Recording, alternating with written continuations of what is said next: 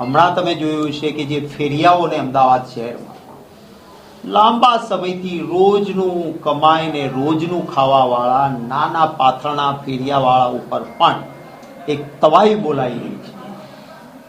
ને બીજી તરફ મોટા ઉદ્યોગપતિઓ કરોડો અબજો રૂપિયાની ગેરકાયદેસર જમીનોના કબજા લઈને બેઠા છે. કેગના રિપોર્ટમાં હું જ્યારે વિરોધ પક્ષનો નેતા હતો ત્યારે જે મોટી મોટી જમીનો કબજે કરીને બેઠા છે એનો કેગમાં અહેવાલ આવ્યો, ત્યાં બુલડોઝર જતું નથી, કારણ કે એ તો ઇલેક્ટોરલ બોન્ડમાં ભાજપના ફાળામાં પૈસા આપે છે એટલે એના ઉપર નહીં.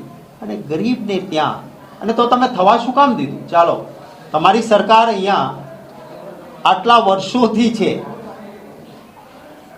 તો આટલા વર્ષોથી છે તો જે અધિકારીઓએ ત્યાં ગેરકાયદેસર બનતું હતું ત્યારે રોકવું હતું ને જઈને ભાઈ. ત્યારે તો એ લોકો હપ્તા પૈસા ભાજપના કોર્પોરેટર બનાવી નાખ, વાંધો નહીં, ભાજપનો નેતા કે કરી નાખ ને વાંધો નહીં, થોડાક પૈસા આપજે અને મત આપજે, અને મત લઈ લીધા, પૈસા લઈ લીધા, હવે બુલડોઝર. એટલે આ અમાનવીય કામ છે.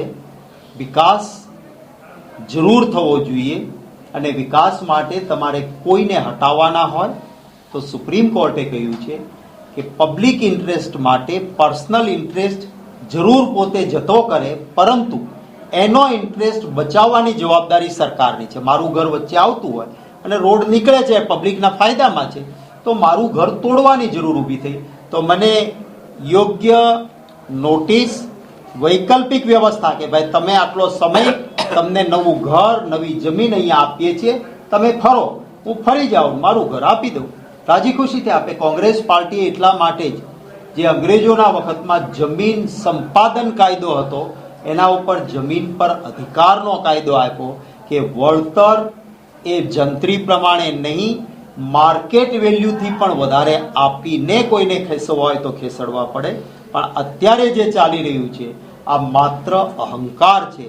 હું તો આપના કેમેરાના આંખો દ્વારા ગુજરાતના વાલા ગુજરાતીઓને પણ કહીશ કે આપ પણ થોડુંક વિચારજો. જે ટેક્સનું ટેરરિઝમ ચાલે છે, તમે સવાર પડે ને રાત સુધીમાં કેટલો ટેક્સ ભરો છે, જીએસટીનું ભારણ જે રીતે છે, શોષણ થાય છે લોકોનું, સામે સુવિધા નહીં. નાના નાની મ્યુનિસિપાલિટીઝમાં ટેક્સ કેટલા, નળ ગટર રસ્તાના ઠેકાણા નહીં, સફાઈનું ઠેકાણું નહીં, કર્મચારીના પગાર દેવાય નહીં, તો લોકોના ટેક્સના પૈસા ક્યાં જાય છે? ભાજપના વહીવટમાં ને ખાઈ જાય છે. આ બધી બાબતો છે. એવું જરૂર માનું છું કે ગુજરાતી એ સમજદાર ગુજરાતી, માત્ર લાગણીશીલ છીએ આપણે ગુજરાતીઓ, એટલે ચૂંટણી